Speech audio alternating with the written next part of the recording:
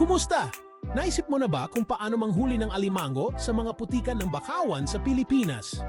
Ngayon, ituturo ko sa inyo ang ilang tradisyonal na pamamaraan na ginagamit ng mga lokal na komunidad. Tara na! Una, mayroon tayong paraang bintol. Dito, gagamit tayo ng kawayan na may nakataling lubid sa dulo. Dahan-dahan mong sundutin ang mga butas sa putikan. Kapag naramdaman mo ang alimango, mabilis mong hilahin ang lubid para mahuli ito. Kailangan nito ng pasensya at kaunting kasanayan, pero napakabisa naman. Sunod naman ang pangangangalap.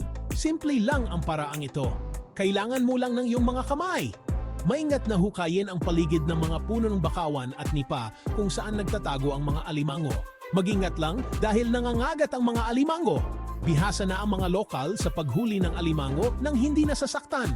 Isa pang sikat na paraan ay ang paggamit ng pangaw. Dito, maglalagay tayo ng mga bitag na gawa sa kawayan o lumang lambat. Lagyan ng pain ang mga bitag tulad ng mga tira-tirang isda o buto ng manok at ilagay ang mga ito sa tubig malapit sa mga butas ng alimango. Iwanan ang mga ito magdamag at sa umaga, mayroon ka ng nahuling mga alimango. Magandang paraan ito para sa mga mas gusto ang mas relax na pagguha ng alimango. Alam nyo ba ang pamamaraang pamimingwit? Ito ay parang pangingista ng alimango gamit ang tali at pain. Itali ang pain sa isang tali at ihulog ito sa butas ng alimango.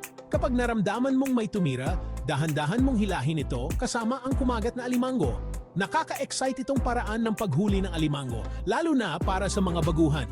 Panghuli, mayroon tayong paraang paksol. Dito, gagamit tayo ng mahabang kawayan para katukin ang putik at hanapin ang mga alimango.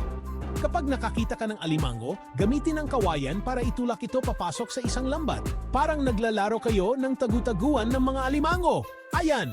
5 tradisyonal na paraan ng paghuli ng alimango mula sa mga putikan ng bakawan sa Pilipinas. Gumamit ka man ng mga kagamitan o ng iyong mga kamay lang, may kanya-kanyang ganda at bisa ang bawat paraan. Sa susunod na mapunta ka sa mga bakawan, subukan ang isa sa mga pamamaraang ito. Masayang paghuli ng alimango! Salamat sa panonood at huwag kalimutang i-like at i-share ang video na ito kung nagustuhan mo. Hanggang sa muli, mag-ingat!